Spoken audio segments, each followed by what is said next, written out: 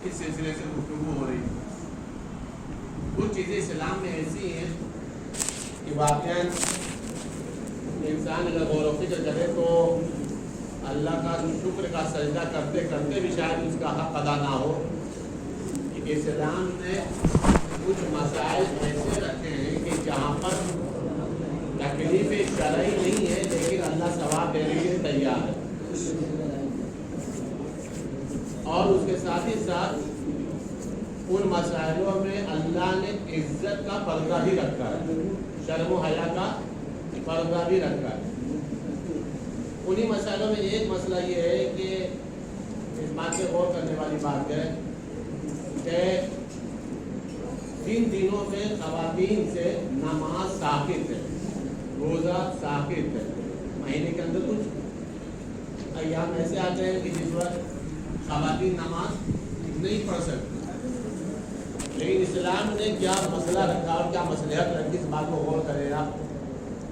اسلام یہ کہتا ہے کہ جن دنوں میں خواتین کے اوپر سے نماز واجب نہیں ہے، نماز ثابت رکھی گئی، اور صرف نماز ثابت ہی نہیں بلکہ نمازوں کی قضا بھی نہیں ہے، لیکن مستحب یہ ہے کہ جس ٹائم یا جتنا دیر وہ اور دنوں میں نماز پڑھتی تھی اتنا وقت وہ مصلی پر بیٹھ کر کے ذکر پروردگار کرے۔ اللہ نے یہ مستحب قرار دیا ہے اور اس پر اللہ نے ثواب بھی رکھا ہے۔ نماز نہیں پڑھنا ہے، نماز تو ساقط ہے، کچھ نہیں کرنا ہے، صرف وضو کر کے قبلہ رخ کر کے جس ٹائم وہ نماز پڑھتے تھے یا جتنا دیر پڑھ، مثلا ظہر کی نماز میں 5 منٹ لگتا ہے، عصر کی نماز میں 5 منٹ لگتا ہے، 10 منٹ وہ مصلی پہ نماز میں ٹائم نکالتی تھی۔ جن دنوں میں نماز ساقط ہے ان دنوں میں بھی مستحب قرار دیا گیا ہے کہ وہ مصلی پر بیٹھے، اور صرف بیٹھنا ان کا ضائع نہیں ہے کہ وقت برباد ہو گیا، جو اب مستحب کہا گیا ہے جس کا مطلب اسے ثواب بھی رکھا گیا۔ دیکھیے یہ مسئلہ رکھا کیوں شریعت نے؟ کچھ چیزوں کا تعلیم میں نے شروع میں جملے میں عرض کیا کہ کچھ چیزوں کا تعلق اسلام میں شرم و حیا سے ہے۔ اسلام کا تعلق شرم و حیا سے، اسلام نے بے حیا نہیں بنایا، نہ بے حیائی کی تعلیم دی۔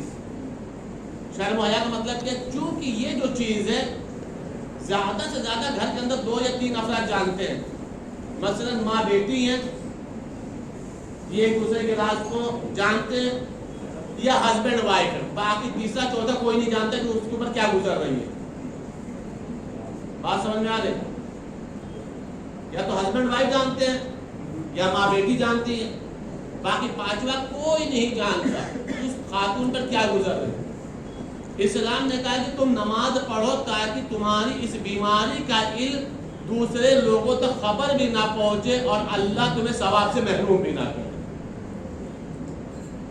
اور کیا اور اس پہ مستحب قرار دیا۔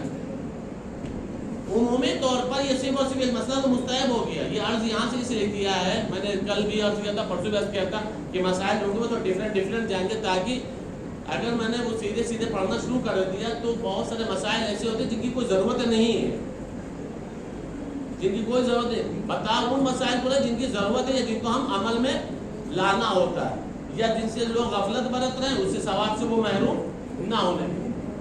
جس طریقے سے یہ مسئلہ ہے اسی طریقے سے یہ بھی مسئلہ ہے کہ یہ مسئلہ سنتے رہتے ہیں، اکثر کہتے ہیں کہ بغیر وضو کے قرآن مجید کے حروف کو چھونا حرام ہے، آیات قرآن کو چھونا حرام، اللہ کے نام کو چھونا حرام، آل محمد کے ناموں کا چھونا حرام ہے نا۔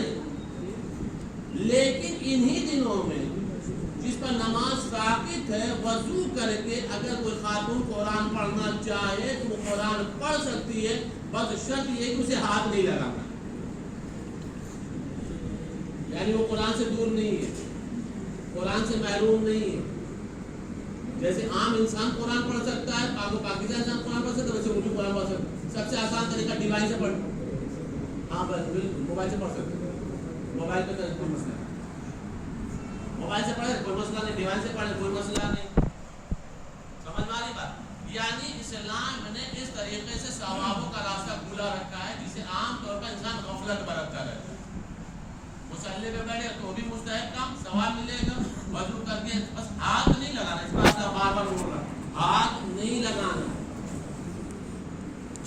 ہاتھ نہ لگانے پہ بھی یہ مسئلہ سمجھ لیں. یہ جو تسبیح ہے دکھا ہی کے بتائیں تو زیادہ بہتر ہے. اس تسبیح پہ اللہ رسول کا نام لکھا ہوا ہے محمد اللہ.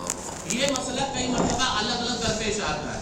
ابھی تو یہ جو طہارت اور نجاست والا مسئلہ بتا رہے ہیں اس میں بھی یہ مسئلہ درپیش آئے گا. یعنی اس تسبیح کو ہاتھ نہیں لگا سکتے کیونکہ اللہ کا نام لکھا رسول اللہ کا نام لکھا ہوا. پہلا مسئلہ. دوسرا مسئلہ درپیش آتا ہے کبھی کبھی پتہ ہے کیونکہ ہم بھی ممبر میں بیٹھے تو پتہ چل ہی جاتا ہے. کبھی کبھی ایسا ہوتا ہے کہ ممبر پر مولانا مجلس پڑھا رہے ہیں یا ذاکرہ مجلس پڑھ رہے ہیں, خواتین میں کوئی لیڈی ذاکرہ مجلس پڑھ رہے جو بھی مسئلہ, تو پتہ چلتا ہے کہ کبھی کبھی لوگ تسبیح لے کر کے بیٹھ جاتے ہیں. تو اگر وضو کر کے تسبیح یہ اٹھا رہے تو ٹھیک ہے. وضو کر کے اگر یہ تسبیح اٹھا رہے ہیں تب تو ٹھیک ہے اس پہ نام لکھا ہوا. لیکن اگر صرف اور صرف عادت کے مطابق مولانا مجلس پڑھ ہماری عادت ہے تسبیح پڑھ رہا, پتہ چلا بغیر وضو کے ہیں تو جتنا ثواب کمائے نہیں تھے اتنا ہر دانے پر. بات تو سمجھ میں آ رہی ہے کہ نہیں؟ صلوات پڑھنا محمد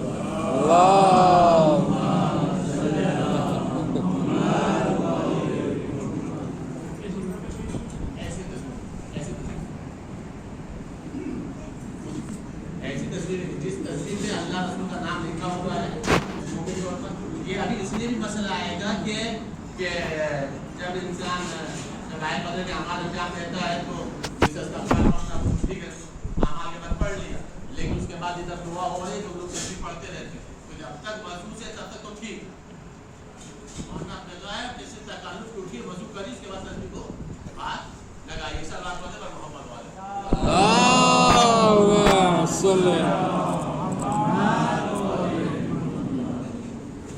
بات چل رہی تھی نمازوں کے سلسلے سے. مستحب نمازوں میں ایک اہم ترین نماز ہے, الحمدللہ بہت سارے لوگ پڑھتے